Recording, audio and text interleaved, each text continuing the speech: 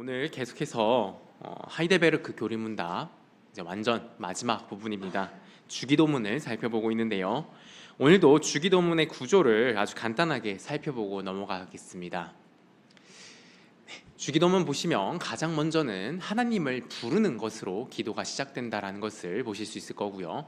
그리고 그 맺는 마무리는 하나님께 영광을 올려드리는 것으로 마무리가 됩니다. 그리고 그 중간에 대부분의 내용을 차지하고 있는 것이 하나님께 이러한 것들을 이루어 주십시오라고 하는 그런 간구의 내용들로 이루어져 있고요. 총 6개의 간구로 이루어져 있습니다. 이것을 또 3개씩 나눠 볼 수 있는데요. 전반부와 후반부 이렇게 하나씩 나눠 볼 수 있습니다. 그래서 전반부 3가지, 후반부 3가지의 간구로 이루어져 있고, 전반부 3가지는 무엇으로 되어 있습니까?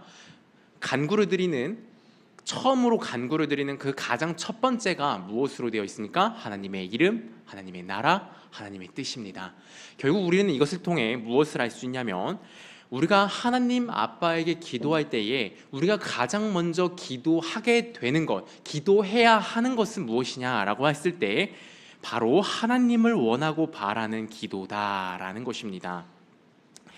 정말 하나님이 어떤 분인지를 알고, 하나님의 이름이 어떤 의미인지를 알고, 하나님의 나라가 어떤 나라인지를 알고, 하나님이 뜻하시는 바가 무엇인지를 정말로 아는 사람이라면 당연히 이 기도를 드리게 된다라는 것이 이 전반부에 대한 내용이었습니다. 오늘은 지난 시간에 이어서 주기도문 후반부, 그 중에서도 2번째 간구에 대해서 살펴볼 건데요. 이 후반부는 전반부와는 다르게 사람들이 세상을 살아가는데 필요한 것들을 바라고 구하는 내용으로 이루어져 있습니다. 지난주 후반부 첫 번째 간구에 대한 것을 우리 담임 목사님께서 다루어 주셨는데요. 일용할 양식, 곧 삶을 영위하는 데 필요한 모든 것을 구하는 것이고, 또 궁극적으로는 우리의 궁극의 영원한 양식이 되어주시는 예수 그리스도를 구하는 내용이라고 말씀해 주셨는데요. 다 기억나시죠? 네. 네, 오늘은 후반부 2번째 간구로 하나님의 죄 사함을 구하는 내용입니다. 본문 12절이었죠. 우리가 우리에게 죄 지은 자를 사하여 준 것 같이 우리 죄를 사하여 주시옵고 라는 내용에 대한 간구, 이 후반부 2번째 간구에 대해서 우리가 함께 살펴보려고 합니다. 이 간구를 정말 간단하게 이야기하면요, 죄를 사해달라는 내용입니다. 그런데요, 구체적으로 무엇을 어떻게 용서해달라고 구하는 것일까요? 우리 하이델베르크 교리문답을 살펴보겠습니다. 126문인데요 제가 질문을 읽어드리면 답을 해주시면 되겠습니다. 5번째 간구의 의미는 무엇입니까?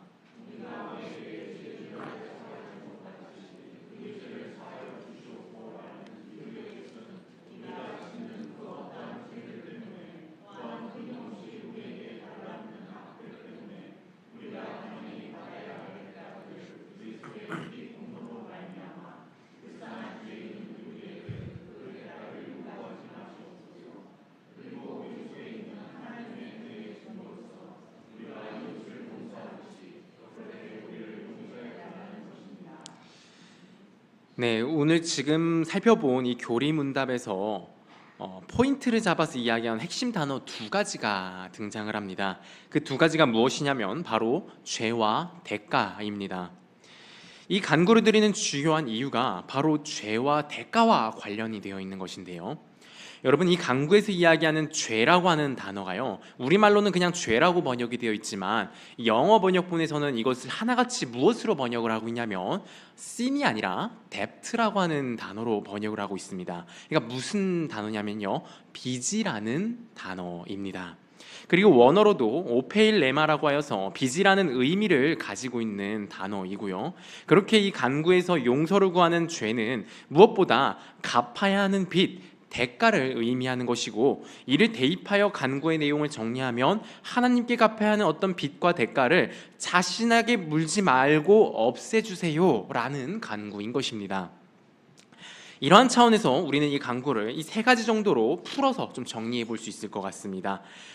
한번 슬라이드 보여주시겠습니까? 네, 함께 읽어볼까요? 1번입니다. 우리가 하나님께 갚아드려야 할 대가가 있음을 인정합니다. 2번째입니다. 하나님께 갚아드려야 할 빚이 완전히 탕감받게 해주세요. 그것을 정말 바라고 원합니다. 세 번째입니다. 우리 이웃을 용서함으로 하나님의 은혜와 사랑을 아는 자, 진실로 하나님의 사랑과 은혜를 받은 자의 증거가 나타나 하나님의 은혜 받은 자임을 확신하게 해주세요. 네, 딱 한 줄로 되어 있는 그것을 이러한 의미들을 가지고 풀어본다고 한다면은 딱 이렇게 세 가지로 정리할 수 있을 것 같습니다. 그러니까 예수님께서는요, 진짜 신자라면 바로 이 세 가지 간구를 정말 갈망하고 사모하며 실제로 이 세 가지의 모습이 나타나야 함을 말씀하고 계신 것입니다. 여러분, 왜 그럴까요? 왜 이러한 간구를 드려야 하며 왜 이러한 모습이 우리에게 나타나야 하는 걸까요? 가장 첫 번째 이유는 구원받기 위해서입니다. 하나님께 대한 빚이요 대가가 남아있다면 어떻게 되겠습니까? 당연히 그 대가에 대한 값을 우리가 치러야 합니다. 그런데요, 그 대가가 영원한 지옥 심판입니다. 왜 그런가요? 내가 그 무엇을 갚아내고 갚아낼지라도 하나님께 끼쳐드린 손해를 갚을 길이 없기 때문입니다. 나의 생명으로 값을 치른다 할지라도 무한하신 하나님께 끼쳐드린 값은 도무지 갚아지지를 않는 것입니다. 그렇기에 한 번 지옥에 가면 영원토록 있어야 하며 영원토록 고통받아야 하는 것입니다. 이것이 우리가 스스로 하나님께 대한 대가를 치르고자 할 때 이르게 될 결말입니다. 그래서 이것을 아는 사람은 어떻게 할까요? 제발 저에게 그 대가를 물지 말아주세요 라고 구하게 되는 것이고 너무도 당연한 것입니다. 그리고 그리스도를 믿음으로 그 공로를 힘입어 구원과 죄사함을 확정받은 사람들에게도 이 간구는요, 이 세상을 살아가는 동안에는 계속해서 구하는 기도의 제목이요 열망입니다. 왜 그럴까요? 신자는 죄를 용서받고 하나님의 자녀로 확정이 되어도요, 남아있는 죄된 본성과 습관들이 남아있어서 계속해서 그것에 영향을 받게 됩니다.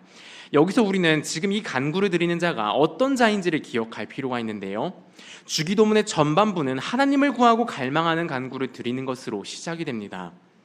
그러니까 이 기도를 드리고 있는 사람은요, 지금 그 무엇보다 누구를 가장 갈망하고 소망하며 사랑하고는 자입니까? 하나님을 가장 사랑하고 갈망하며 열망하는 자라는 것입니다. 여러분, 지금 그러한 자가 후반부의 이 간구를 드리고 있는 것이라는 것을 기억해야 합니다. 기도자는 진실로 너무나 하나님을 갈망하고 어떻게든 더 하나님과 함께하며 더 깊이 더 충만하게 하나님을 누리기를 열망하는 자입니다. 그런데요, 자기 안에 계속해서 죄라고 하는 것이 올라와 하나님과의 교제를 방해하고 하나님을 더 깊이 알고 더 깊이 그분을 누리는 걸 방해합니다. 이때 이 사람은 무엇을 가장 바라고 소망하게 될까요? 너무도 당연히 하나님과의 교제를 방해하는 그 죄를 미워하고 혐오할 수밖에 없고, 제발 이 죄가 해결되기를, 자신 안에 있는 나라는 이기심이 죽고 또 죽으며 오직 하나님만이 자신 안에 가득하여지기를 열망하고 그걸 하나님께 구하게 되는 것입니다. 여러분, 우리는 어떠합니까?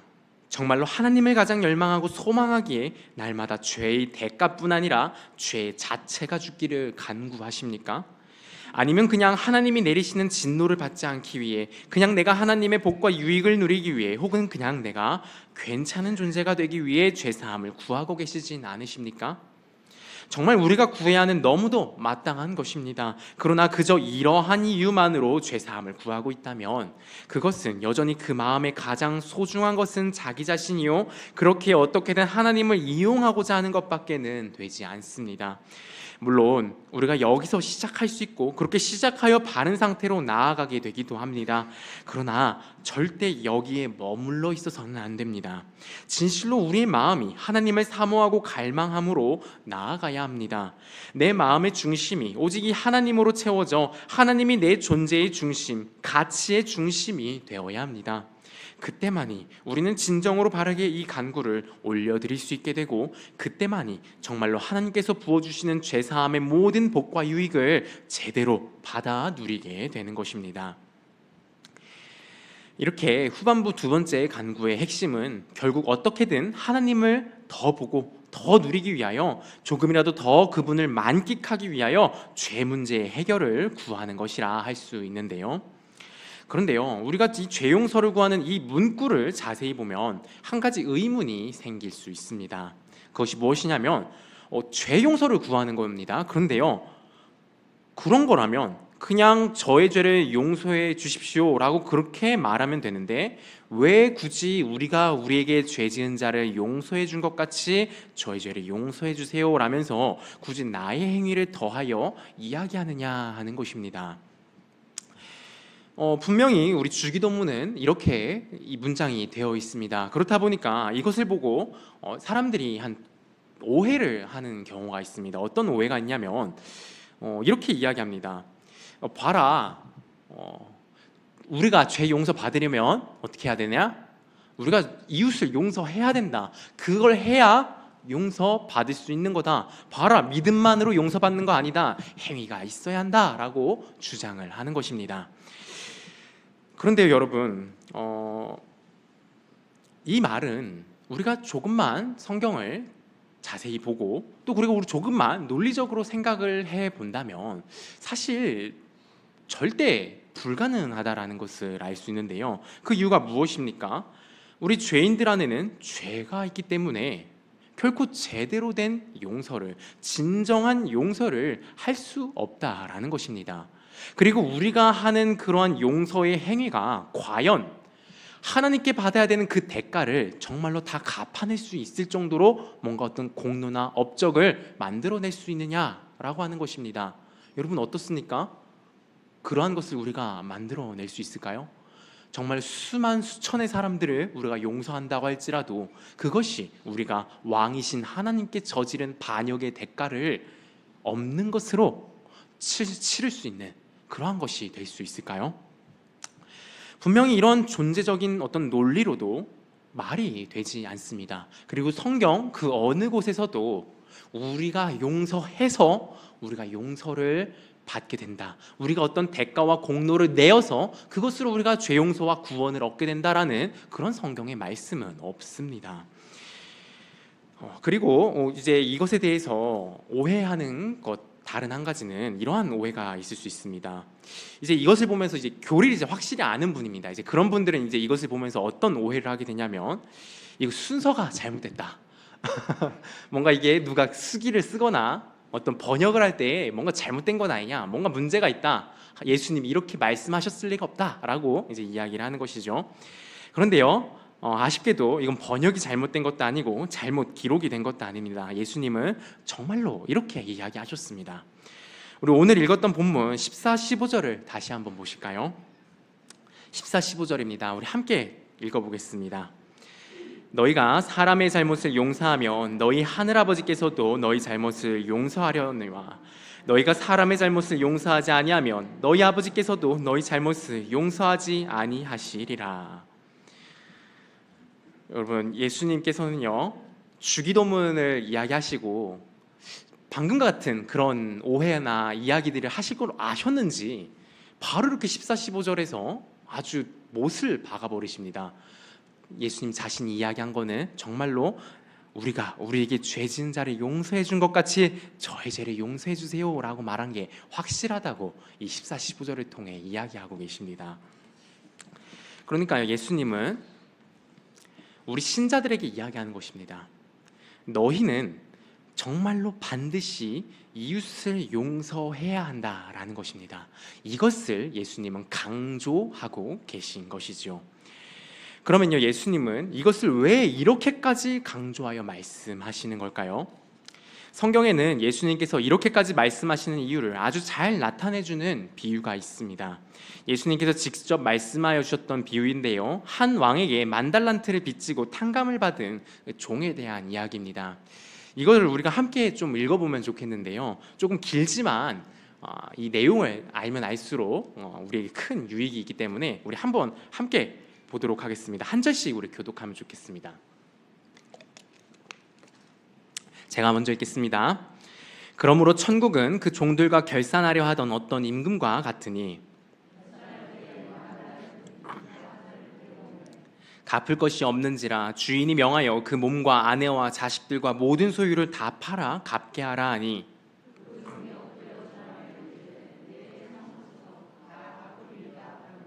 그 종의 주인이 불쌍히 여겨 놓아보내며 그 빚을 탕감하여 주었더니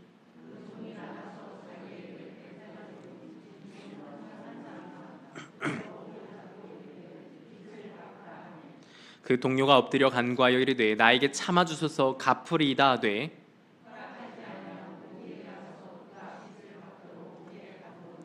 그 동료들이 그것을 보고 몹시 딱하게 여겨 주인에게 가서 그 일을 다 알리니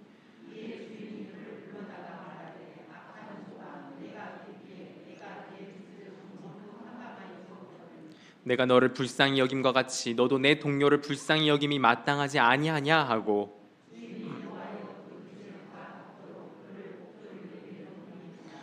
너희가 각각 마음으로부터 형제를 용서하지 아니하면 나의 하늘 아버지께서도 너희 이와 같이 하시리라.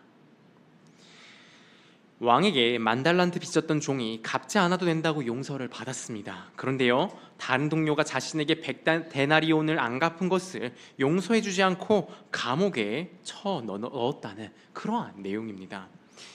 오늘날 우리나라 화폐 가치로 환산해 보면요, 이 1만 달란트는 대충 6조 원에 해당한다고 합니다. 그러니까 6조 원 정도의 용서를 받은 사람이 100데나리온은 1,000만 원 정도인데요. 그러니까 6조 원을 용서받은 사람이 1,000만 원 빚진 사람을 용서하지 못한 상황인 것입니다. 1,000만 원 당연히 너무도 큰 돈입니다. 그런데요, 만약 내가 정말로 6조 원이 넘는 값에 대해서 정말 그 무한한 값에 대해서 탕감받고 용서를 받았다면 그때는 1,000만 원이 어떻게 되는 것이죠? 별거 아닌 게 되는 것입니다. 내가 받은 용서가 너무도 크기에 내가 받은 이득이 또 정말 어마어마하기에 1,000만 원쯤이야가 되는 것입니다. 그런데 이 종은 다른 사람이 1,000만 원을 갚지 못한 걸 어떻게 합니까? 용서하지 못합니다. 여러분, 이 이야기를 보시면서 어떤 생각이 드십니까? 저 사람 참 못나고 어리석다. 어떻게 자기가 용서받은 게 6조 원인데 고작 1,000만 원을 용서하지를 못하나? 라는 생각이 드실 거라 생각됩니다. 너무도 맞는 말이고 생각입니다. 그런데 여러분, 정말 정직하게 정말 자신과는 상관없다는 식으로 정말 한 점 부끄럼 없이 이 사람을, 이 종을 욕하고 비난하실 수 있으십니까? 이 신하의 모습, 바로 우리의 모습 아닌가요? 진실로 그리스도를 믿는 믿음을 받아 그리스도를 따르는 신자라면 정말 누구나 예수님께 6조 원, 아니요, 그보다도 더 큰, 아주 무한대로 큰 용서를 이미 받았습니다. 하나님께 갚아야 했던 그 무한한 크기의 대가를 정말 하나도 남김없이 다 갚음을 받았습니다. 그에 비해 우리에게 다가오는 손해들은요, 우리가 용서해야 하는 것들은요, 그에 비하면 너무나도 작은 것들입니다. 그런데 우리는요, 그 용서를 잘 하고 있나요? 아마 참 너무도 많이 용서하지 못하고 있을 것입니다. 뭐 몇천 원, 몇만 원 정도의 손해들에 대해서는 얼마든지 감수하고 용서를 잘했을지는 모르겠습니다. 그런데 그것이 10만 원이 되고 몇백만 원이 되는 것에 대해서도 우리가 정말 용서할 수 있을까요? 꼭 물질적인 것에 대한 용서뿐 아니라 우리는 심정적으로 마음으로 입은 손해들에 대해서도 용서할 수 있어야 합니다. 그런데요, 특히나 이런 부분에 있어서는 정말 자그마한 거슬림, 자그마한 모욕과 손해조차도 돈으로 환산해 보면 고작 몇만 원, 몇천 원짜리인 것인데도 불구하고 용서하지 못하고 있지는 않으십니까? 진실로 우리가 용서하지 않는다면 우리는 저 1만 달란트를 탕감받고도 동료의 100데나리온을 탕감해주지 못하는 저 종과 다를 바가 없습니다. 하나님께 어떤 은혜를 받았는지를 모르는 것이요, 그만큼 하나님의 은혜와 자비를 욕되게 하는 것이라 할 수 있습니다. 그래서 예수님께서는 죄사함에 대한 기도를 가르쳐 주시면서 말씀하시는 것입니다. 너희가 얼마나 큰 용서와 은혜와 사랑을 받은 것인지를 기억하라. 그것을 정말 알고 정말 하나님의 은혜를 중히 여긴다면 너는 내 이웃을 용서하지 않을 수 없을 것이다 라고 말입니다. 참으로 그리스도인이라면 용서할 줄 알아야 하며 무엇이든 용서할 수 있어야 합니다. 왜냐하면 하나님이 그리스도를 통해 용서해 주신 것이 너무도 큰데 반면에 세상 가운데 아무리 큰 잘못도 그것보다는 결코 크지 않기 때문입니다. 그런데 여러분, 사실 이것을 우리가 몰랐나요? 모르지 않으셨을 겁니다. 다 알고 계셨을 것입니다. 그런데도 우리는 삶 가운데 제대로 용서하는 삶을 살지를 못합니다. 참으로 어렵습니다. 그리스도의 그 무한하고 어마어마한 은혜와 사랑을 받았음에도 우리는 왜 이렇게 좀처럼 용서하지를 못하는 걸까요? 용서라고 하는 것은요, 단순히 용서할게 말만 하면 되는 것이 아닙니다. 그냥 없던 일로 하자라고 해서 정말로 없던 일이 되는 성질의 것이 아니기 때문입니다. A라는 사람이 B라는 사람에게 어떤 잘못을 한 경우 반드시 그 둘 사이에는 잘못에 대한 대가라고 하는 것이 생겨납니다. 그리고 이 둘의 관계가 회복되기 위해서는 반드시 이 대가가 해결돼야 됩니다. 그리고 이 대가를 해결하는 방법은 딱 두 가지입니다. 그 잘못한 사람이 그 대가를 치르거나 아니면 잘못을 당한 사람이 용서해 주는 거 딱 이 두 가지밖에 없습니다. 그런데요, 여러분, 잘못을 당한 그 사람이 용서를 해준다고 했을 때요, 정말 용서한다고 끝인가요? 절대 그렇지 않습니다. 용서한다고 그 대가가 어디로 사라지는 것이 아닙니다. 10,000원 정도의 손해를 입은 사람이 있다라고 한다면 그 사람이 그 손해를 입힌 사람을 용서하는 순간 그 10,000원에 대한 손해는 고스란히 누구에게 넘어가는 것입니까? 그 피해를 받은 사람에게 넘어가는 것입니다. 그 사람이 그냥 감당하고 감수하는 것, 그것이 바로 용서인 것이죠. 이렇기 때문에 용서란 발생한 모든 손해와 대가를 짊어진다는 것을 의미합니다. 그렇기에 용서가 쉽지 않습니다. 내가 그 모든 손해와 대가를 내가 짊어져야 됩니다. 그렇기 때문에 그것이 크면 클수록 우리는 용서하기가 어려워지는 건 너무도 당연한 것입니다. 특히나 자신이 가지고 있는 게 안 그래도 얼마 되지 않는다고 생각하는 사람일수록 손해를 자기가 감수한다는 선택지는 정말 더 어려워지게 되죠. 이 물질 세계에서도 그나마 남을 잘 용서해 준 사람은 어떤 사람입니까? 그래도 가진 게 많이 있는 사람, 그래도 넉넉하고 유복한 가정에서 자란 사람들이 그래도 그나마 남들을 더 잘 용서해 주는 것을 우리는 볼 수 있습니다. 왜 그렇습니까? 그 사람은 이것 손해를 좀 보더라도 자기가 가진 것이 없어져 가지고 자기가 살기가 막 어려워지거나 자기 정체성이 막 흔들려 버린다거나 그렇게 생각하지를 않기 때문인 것이죠. 그런데요, 여러분, 사실 아무리 많이 가지고 있어도요, 여전히 자신은 가진 게 없다고 생각한다면 그 사람은 솔직히 몇백억, 몇천억, 몇 조를 가지고 있더라도 용서할 수 있을까요? 절대 용서할 수 없을 것입니다. 성도 여러분, 이러한 원리는 우리와 하나님 사이에서도 동일하게 적용되는 원리입니다. 우리는 하나님께 먼저 너무도 무수히 많은 범죄와 잘못을 저질렀습니다. 그런데 하나님께서는 그로 인해 발생한 모든 대가에 대하여 우리에게 갚으라고 하시지 않으셨습니다. 용서해 주겠다고 하십니다.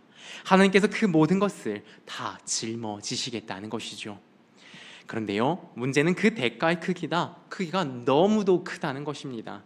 하나님의 아들 예수 그리스도를 통해서 하나님은 그 아들이 그 대가를 다 짊어지게 하셨는데요, 근데요, 이 하나님의 아들이신 이분조차도, 무한하신 영광과 가치를 가지신 이분조차도 자신의 그 무한하신 생명과 피를 값으로 치러야만 그 대가가 모조리 갚아졌다라는 사실입니다. 여러분, 우리 주 예수께서는요, 정말로 이 모든 것을요, 기꺼이 감수하시고 희생하여 주셨습니다. 우리가 바로 이 은혜를 받았습니다. 우리가 얼마나 큰 대가를 만들어낸 죄인인지를 알면 알수록 얼마나 큰 은혜와 자비와 사랑을 받은 것인지, 하나님의 그 큰 사랑을 알면 알수록 그때야 비로소 우리가 세상에서 마주하고 짊어져야 하는 대가들은 결코 큰 것이 아니라는 걸, 내가 이 손해를 좀 보아도 내 존재에, 내 정체성에 아무런 문제가 없다는 걸 정말로 알게 되어서 진정한 용서라는 열매를 삶 가운데 맺어내게 될 것입니다. 오늘의 간구를 통해 예수님께서 뜻하시는 바대로 정말로 우리가 이 간구를 통해 날마다 우리의 죄됨의 그 깊이와 교묘함을 낱낱이 보게 되고 그것을 있는 그대로 인정하고 시인하는 우리 모두가 되기를 소망합니다. 보고 인정하는 만큼 내가 하나님께 용서받은 은혜의 크기를 인정하는 것입니다.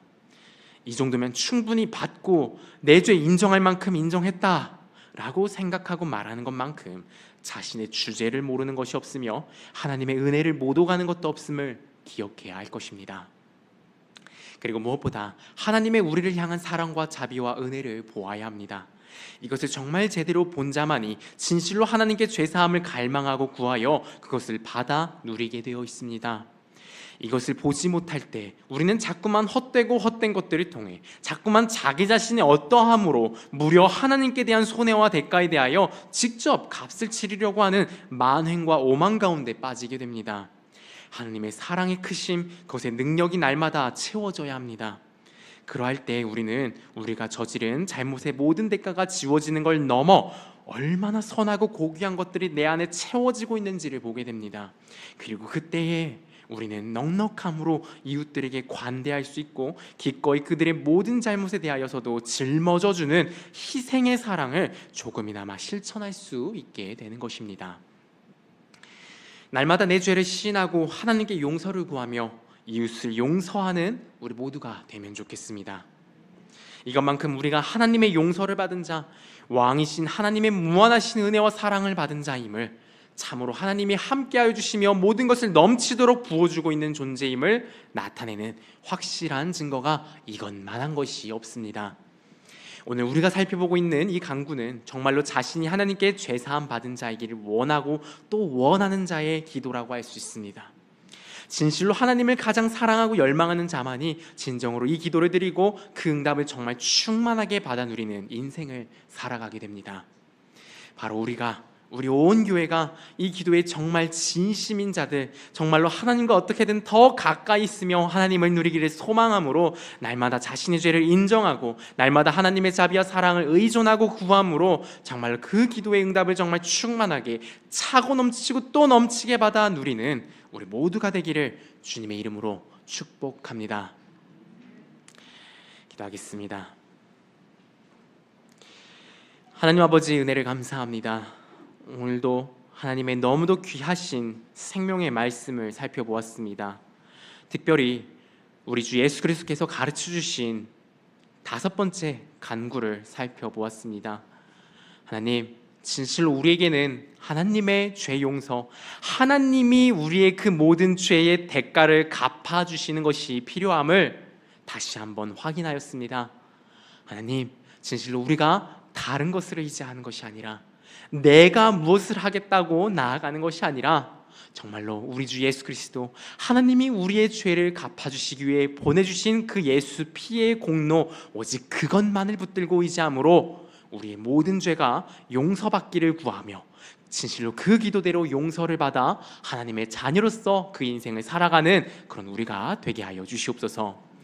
하나님, 진실로 우리에게는 아직도 남아있는 죄된 본성이 있습니다. 끊임없이 이 죄가 하나님을 바라보게 하는 것을 망가뜨립니다. 하나님을 만나고 하나님을 기뻐하며 하나님을 체험하며 그 기쁨을 누리고 정말로 목소리 높여 찬양하였음에도 불구하고 돌아서면 바로 그 죄에 빠져 바로 하나님을 보지 못하며 바로 하나님의 그 모든 것들을 누리지 못하는 너무나도 연약한 존재이오니, 주님, 우리를 긍휼히 여겨주시고 불쌍히 여겨주셔서 정말로 한시 한순간도 우리를 놓지 말아주시옵소서.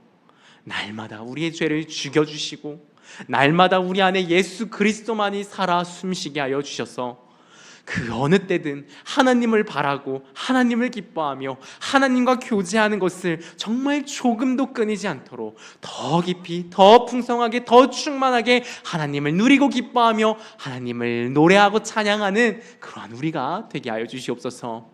아버지여, 우리가 이 일에 있어서 한 마음 한 뜻이 되게 하여 주시고, 아버지여, 우리를 하나 되게 하여 주셔서 정말로 하나님 안에서 우리 주 예수 그리스도 그 보혈의 모든 그 거룩한 옷을 입은 자들 되어 하나님의 즐거워하고 기뻐하며 하나님의 모든 것을 가진 자로서 정말로 풍성하게, 넉넉하게, 관대하게 우리의 이웃들과 세상을 대하고 관계하는 그런 귀하고 복된 하나님의 선한 손길들이 되게 하여 주시옵소서.